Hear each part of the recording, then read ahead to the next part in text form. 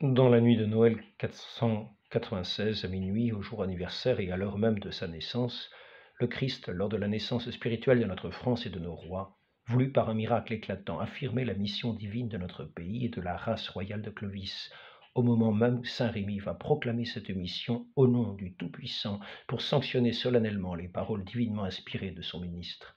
À minuit, alors que le roi, la reine et leur suite sont là, soudain, raconte Hincmar, archevêque de Reims, une lumière plus éclatante que le soleil inonde l'église.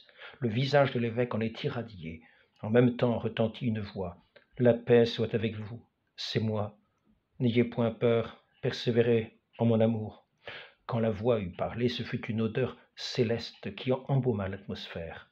Le roi, la reine, toute l'assistance épouvantée se jetèrent aux pieds de Saint Rémy, qui les rassura et leur déclara que c'était le propre de Dieu d'étonner au commencement de ses visites et de réjouir à la fin. Puis, soudainement illuminé d'une vision d'avenir, la face rayonnante, l'œil en feu, le nouveau Moïse s'adressant directement à Clovis, chef du nouveau peuple de Dieu, lui tint le langage, identique quant au sens à l'ancien Moïse, à l'ancien peuple de Dieu. Apprenez, mon fils, que le royaume de France est prédestiné par Dieu à la défense de l'Église romaine, qui est la seule véritable Église du Christ. Ce royaume sera un jour grand entre tous les royaumes. Il embrassera toutes les limites de l'Empire romain, et il soumettra tous les peuples à son sceptre. Il durera jusqu'à la fin des temps. Il sera victorieux et prospère tant qu'il sera fidèle à la foi romaine. Mais il sera plus rudement châtié toutes les fois qu'il sera infidèle à sa vocation. Au IXe siècle, un rabbin mort, archevêque de Mayence, a rendu public le passage suivant qui aurait été prononcé également par saint Rémy à la fin de son allocution. Vers la fin des temps, un descendant des rois de France régnera sur tout l'antique empire romain. Il sera le plus grand des rois de France et le dernier de sa race.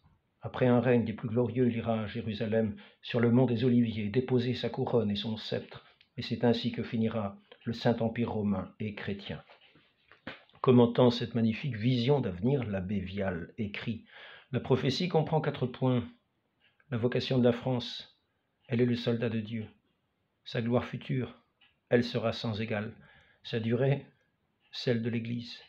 La sanction divine, récompense ou châtiment unique au monde comme sa gloire. » Et il ajoute, bien remarquez que la prophétie est faite directement à la race, à la postérité, à la famille royale, semini generi regio posteritati, comme si la race était aussi inséparable de la France que la France est inséparable de l'Église.